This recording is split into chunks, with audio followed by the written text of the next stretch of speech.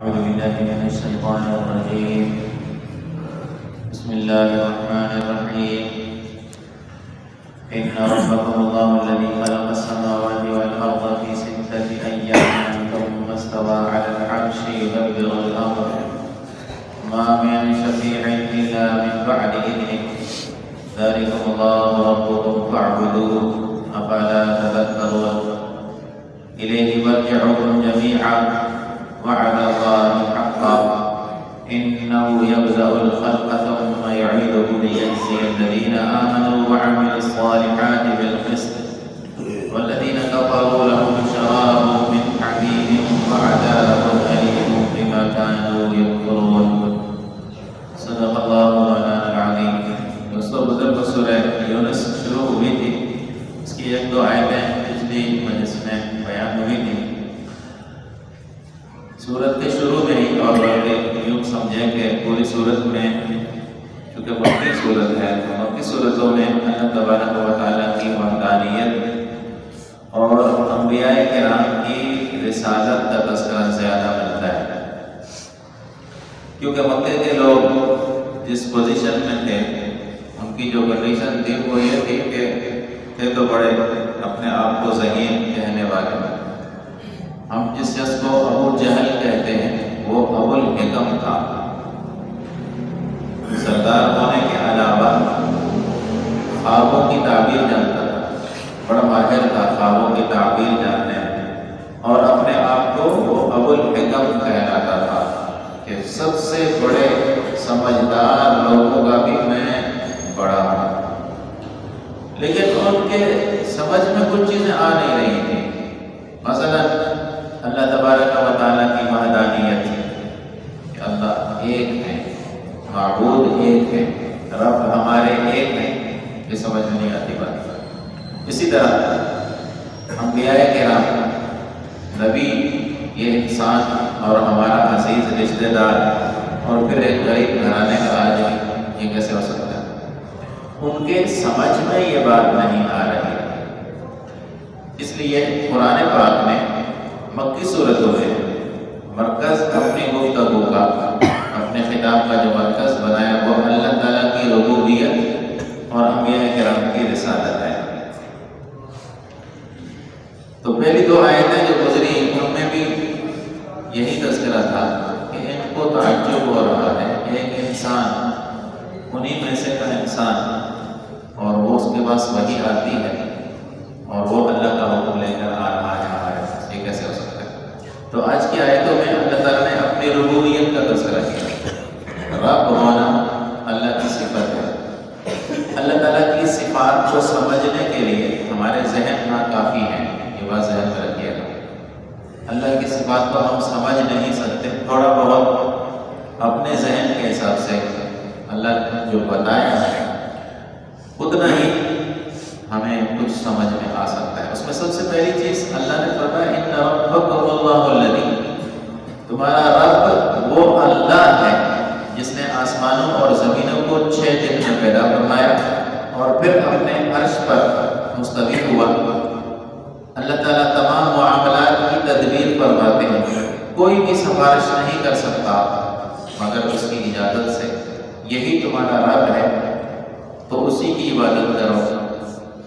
تم سمجھتے نہیں ہو. ان ربکم اللہ، یہ آیت ہی کافی ہے ہماری آج کی مجلس کے حوالے سے کہ تمہارا رب اللہ ہے.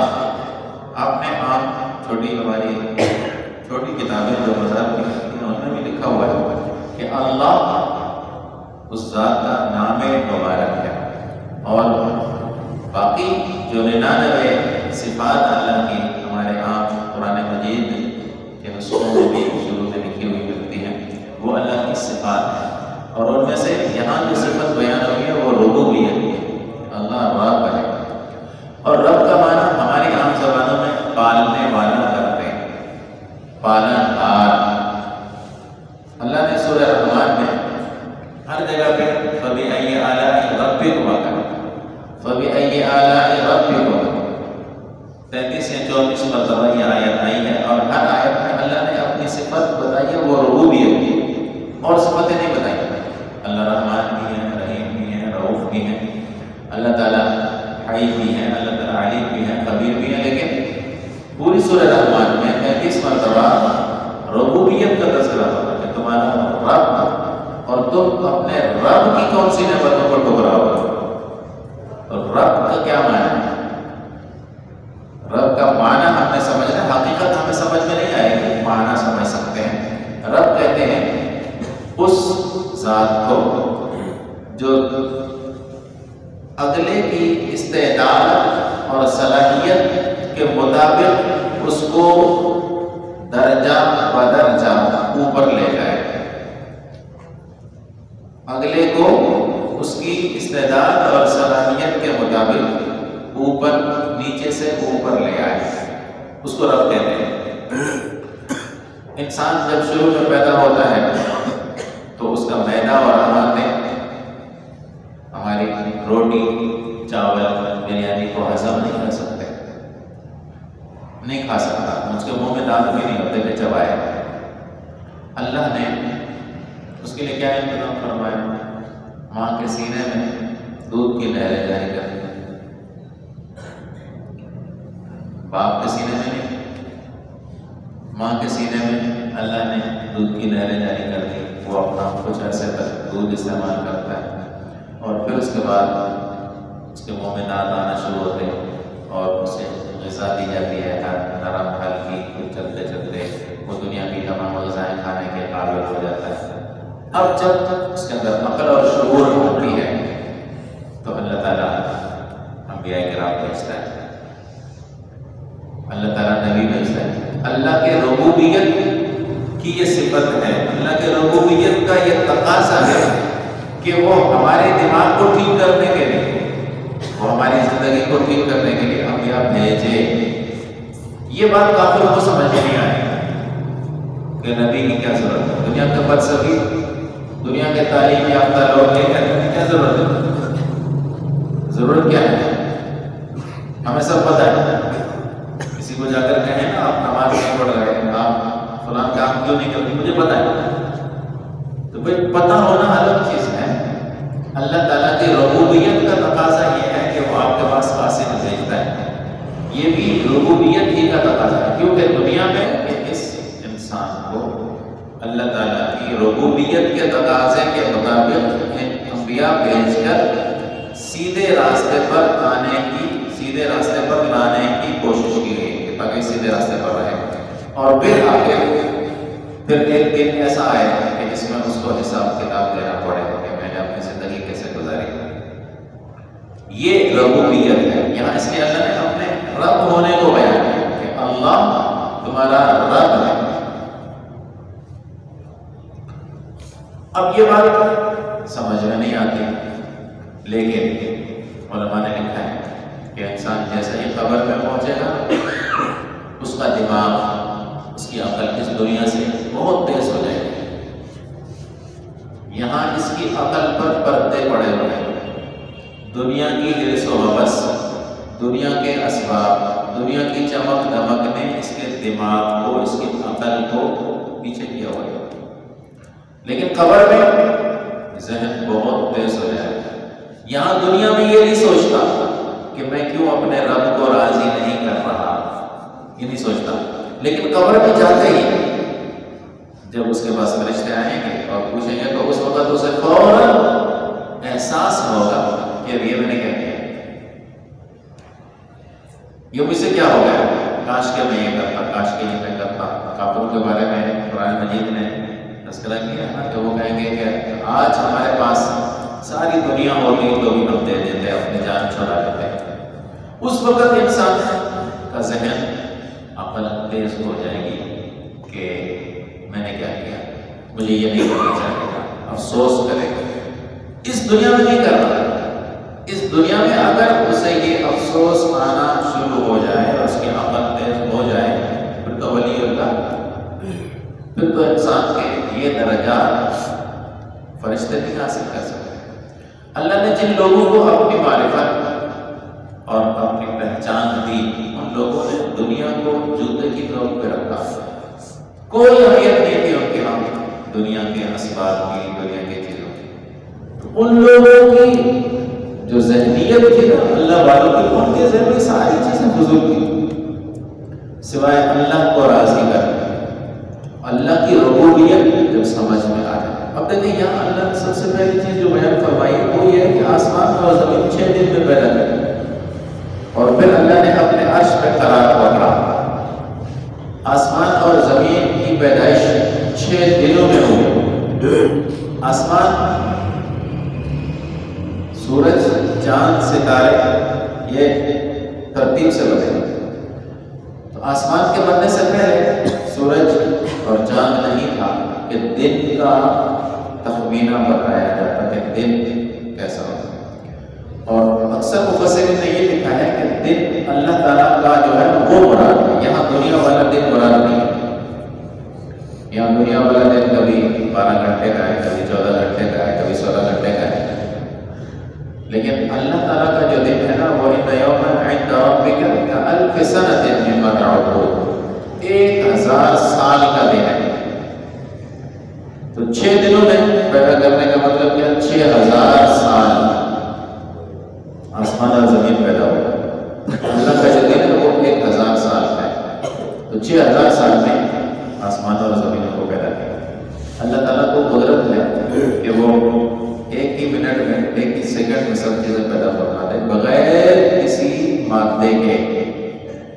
ہم اگر کوئی چیز بناتے ہیں تو ہم مادے کے محتاج ہوتے ہیں۔ درزی کے پاس کپڑا لے جائیں گے نا آپ، تب سیے گا۔ آپ اس کو بولے مجھے سوٹ بنا کے دے، وہ کہے گا کپڑا ہے نہیں، میں کیسے سوٹ بنا کے دوں؟ خالی سلائی کر نہیں چلے گا، کپڑا ہوگا تو سلائی۔ آپ مکان بناتے ہیں تو اس میں مٹیریل ڈالیں گے جب بنے گا۔ لوہے کی مل لوہا بنا دیا، اس کے بعد مٹیریل ہے اسی سے لوہا بنا۔ دنیا جہان کی جتنی چیزیں انسان بنا رہا ہے یہ مٹیریل سے بنا رہا ہے، مادے سے بنا رہا ہے، اور یہ مادہ اللہ نے اس کو دیا۔ اللہ نے بغیر مادے کے چیزوں کو پیدا کرنا ہے۔ رب تو اسے کہتے ہیں نا، اللہ تو وہ ہے جو کسی سبب اور کسی مادے کا محتاج نہیں ہے۔ یہاں بھی یہی فرمایا گیا ہے کہ اللہ نے آسمان اور زمینوں کو 6 دنوں میں پیدا کیا، اور پھر اپنے عرش پر مستوی ہوا۔ استوا کا لفظ ہے قرآن پاک کا، اس کا مفہوم اپنے عرش پر قرار پکڑنا ہے، لیکن اللہ تعالیٰ اس سے پاک ہے کہ ان کو کوئی جگہ چاہیے۔ البتہ شاہ ولی اللہ رحمۃ اللہ نے لکھا ہے کہ اللہ تعالیٰ کا عرش اللہ کی تجلی گاہ ہے، کہ اللہ تعالیٰ کی تجلیاں اس عرش پہ پڑتی ہیں، اور وہ عرش ہے کیا چیز؟ یہ سارے آسمان اور زمینوں سے بڑی چیز ہے۔ وہ فرمایا کہ اللہ کے عرش کے مقابلے میں یہ 7 آسمان اور زمین ایسے ہیں جیسے ایک بڑا صحرا کو بڑا میدان، اس میں ایک چھلا پڑا ہو چھوٹا۔ ایک چھلے کی کیا حیثیت ہے اتنے بڑے میدان کے مقابلے؟ تو اللہ کا عرش اتنا بڑا ہے۔ موجودہ سائنس ابھی تک پہلے آسمان تک نہیں پہنچی، بڑی ترقی کے ستاروں تک بھی نہیں پہنچے، زمینی سیاروں تک بھی ان کی رسائی ابھی تک نہیں ہوئی۔ آسمانی سیارے تو دور کی بات ہے، پھر آسمانی سیارے آسمان سے نیچے ہیں، ستارے آسمان سے نیچے ہیں، آسمان سے اوپر ہے۔ پہلے آسمان تک موجودہ سائنس نہیں پہنچی، تو 7 آسمان ہے، اور ہر آسمان سے دوسرے آسمان کا اتنا فاصلہ جتنا زمین سے پہلے آسمان تھا۔ پھر 7 آسمانوں کے بعد جنت اور جہنم ہے، پھر اس کے بعد اللہ کا عرش ہے، جنتوں سے اوپر اللہ کا عرش ہے۔ وہ عرش کتنا بڑا ہے، پھر اس سے اوپر اللہ کی ذات ہے، سمجھیں۔ تو شاہ ولی اللہ رحمۃ اللہ نے لکھا ہے کہ اللہ تعالیٰ کی تجلیاں اللہ کے عرش میں پڑتی ہیں، وہاں سے پھر نورانی شعاعیں اور تجلیات جنت سے ہوتی ہوئی فرشتوں تک پہنچتی ہیں۔ وہ فرشتے کے پاس آتی ہیں وہ چیزیں، پھر فرشتے ان چیزوں کو نیچے گراتے ہیں، آسمانوں سے نیچے، آسمان سے نیچے، اور نچلے آسمان تک، اور نچلے آسمان تک، تائیں کہ دنیا تک پہنچتا ہے وہ نظام۔ اور اسی کا بھی تذکرہ کیا ہے قرآن پاک میں کہ یدبر الامر، اللہ تعالیٰ تدبیر فرماتے ہیں۔ جتنے بھی امور ہیں، جتنی بھی چیزیں ہیں، یہ اللہ کی تدبیر کے علاوہ نہیں، ایک منصوبہ بندی ہے باقاعدہ۔ اور یہ بھی فرمایا کہ ما من شفیع الا من بعد اذنہ۔ کافر اور مشرک تو یہ سمجھتے تھے کہ ما من شفیع الا من بعد اذنہ، اللہ کے یہاں کسی کی سفارش نہیں چلے گی۔ ہاں، جسے اللہ اجازت دیں، اجازت کن کو ملے گی؟ انبیاء کرام کے پاس صدیقین ہیں، شہداء ہیں، صالحین ہیں، نیک لوگ ہوں گے، ان کو اجازت ملے گی کہ تم سفارش کرو تو کر سکتے ہو۔ کوئی ضابطہ، کوئی قانون تو نہیں ہے نا، ہر کوئی اللہ کے سامنے سفارش کرنا کھڑا ہے۔ اور پھر ذالک اللہ ربکم فاعبدوہ، یہی تمہارا رب ہے اور اسی کی عبادت کرو۔ معبود اسی کو سمجھو، معبود جو کہتے ہیں کہ رب، اللہ تعالیٰ کی ربوبیت سے تو ہم زندہ ہیں، اس کی نعمتیں کھا رہے ہیں، اس کی ربوبیت کا تقاضا۔ انبیاء کرام دنیا میں آئے، یہ اس کی ربوبیت کا تقاضا، ہم نے کیا کرنا، رسپانس کیا دینا ہے، ہم نے آخر کیا جواب کیا دینا ہے، اللہ کی ربوبیت کا، عبادت اسی کی کرو۔ اور عبادت کس کو کہتے ہیں؟ التحیات للہ والصلوات والطیبات۔ کچھ زبانی عبادتیں ہوتی ہیں، کچھ جسمانی عبادتیں ہوتی ہیں، کچھ مالی عبادتیں ہوتی ہیں۔ عبادت کا ہمارا نیاز مندی ہے، ہم جو اللہ کا ذکر بیٹھ کر کریں، لا الہ الا اللہ، یہ اپنی نیاز مندی کا ذکر ہم کر رہے ہیں کہ اللہ مجبور ہے، ہمارے پاس میں کچھ بھی نہیں، ہمارے اپنے آپ میں کچھ بھی نہیں، تو ہمارا معبود ہے۔ اسی طرح جب ہم مال دیتے ہیں، مالی عبادت کرتے ہیں، تو کیوں؟ ہم یہ چاہتے ہیں کہ ہم اس غریب فقیر کی مدد کریں تاکہ ہمارا رب ہم سے راضی ہو جائے۔ اسی طرح جب ہم اپنا ماتھا زمین پر ٹیکتے ہیں، اپنے دل کی عاجزیاں اور نیاز مندیاں کسی کے حوالے کرتے ہیں، تو اس کا کیا مطلب ہوتا ہے کہ ہم اسے قابل احترام سمجھتے ہیں اور اپنے آپ کو کم سمجھتے ہیں۔ اب یہ تینوں عبادتیں صرف اللہ ہی کے لیے ہوتی ہے، نہ مالی، نہ زبانی، نہ جسمانی عبادت کسی اور کے لیے حلال ہے، یہ حرام ہے اور اس کو شرک کہتے ہیں۔ کسی اللہ کے علاوہ کسی کو راضی کرنے کے لیے سجدہ کر لیا، اللہ کے علاوہ کسی کو راضی کرنے کے لیے مال دے دیا، اللہ کے علاوہ کسی کو راضی کرنے کے لیے اس کا زبان پہ ورد کرنا شروع کر دیا، چاہے وہ پیغمبر ہی ہو، چاہے وہ جبرائیل امین ہو، چاہے تو اسرائیل ہو، بڑے سے بڑا فرشتہ ہو یا بڑے سے بڑا پیغمبر ہو، اگر اس کے نام کا ورد اس نیت سے کیا جائے کہ وہ ہم سے راضی ہو جائے، اللہ سے تعلق چھوڑ کر، تو یہ شرک کہنا ہے۔ اسی طرح مالی، اسی طرح جسمانی، اسی طرح زبانی، تینوں قسم کی عبادت صرف اللہ تعالیٰ معبود ہے، اللہ معبود ہے، یعنی عبادت کے سارے شعبے اللہ کی ذات سے ہی منسلک ہیں۔ اور پھر میں حوالہ بدل کروں کہ اب بھی نہیں سمجھتے کہ جو تمہارا رب ہے اس نے تو ساری ترتیب یہی بنائی ہے نا کہ تمہاری پرورش کر رہا ہے، انبیاء کرام بھیج رہا ہے تاکہ تم اسی کی عبادت کرو، اس کے علاوہ کسی دوسرے کی عبادت نہ کرو۔ اب بھی نہیں سمجھتے، اب بھی نہیں سمجھتے، چونکہ کفار کے سمجھ میں یہ بات نہیں آ رہی تھی نا کہ انبیاء کرام کیوں آتے ہیں اور اللہ ایک کیسے ہے، فلاں بھی تو ہمارے کام کرتا ہے، فلاں بھی تو ہمارے کام کرتا ہے، فلاں بھی ہمارے کام کرتا ہے، تو ایک رب کیسے ہو؟ ابھی میں نے خود ایک کلپ سنا تھا کہ مولوی صاحب کہہ رہے تھے کہ نبی کریم صلی اللہ علیہ وسلم جب معراج پر جا رہے تھے تو جبرائیل امین نے ساتھ چھوڑ دیا، تو نبی کریم صلی اللہ علیہ وسلم کو ایک شخص نے اپنا کاندھا پیش کیا کہ رسول اللہ اس میرے کندھے پر پیر رکھ کر آپ اوپر جائیں، تو رسول اللہ صلی اللہ علیہ وسلم نے اس جوان کے کندھے پر پیر رکھا اور آگے چلے گئے، اور اللہ سے جا کر پوچھا اللہ یہ کون جوان تھا جس کے کندھے نے مجھے تجھ تک پہنچا دے کر لگا؟ یہ شیخ عبد القادر جیلانی تھا، یہ شیخ عبد القادر جیلانی تھا۔ کھاتے میرا تمہارا غلام ہو، تمہارا نوکر ہو، جو تنخواہ تمہاری دیتا ہو کام دوسروں کے کرتا ہو، اس غلام کو دروازے پر بٹھاؤ، بیوی تمہاری ہو، مکان تمہارے میں رہتی ہو، خرچہ پانی تم دے دو، دوسرے شوہروں کے پاس جاتی ہو، تمہاری غیرت گوارا کرے گا؟ تو رب تو اللہ ہوا اور تم نے دوسروں کی عبادت کرنا شروع کر دی، اسی کی عبادت کرو۔ کیوں نہیں سمجھتے؟ کیوں تمہاری عقلوں پر پردے پڑے ہوئے ہیں؟ اللہ تعالیٰ ہمیں اپنا بندہ بنائے، اللہ تعالیٰ ہمیں دوسروں کے دروں پر جھکنے سے محفوظ رکھے۔ ہماری دلی عقیدتیں اپنی ذات کے ساتھ وابستہ رکھیں. اللہ تعالیٰ ہمیں پکا سچا موحد بنائے. الحمد للہ.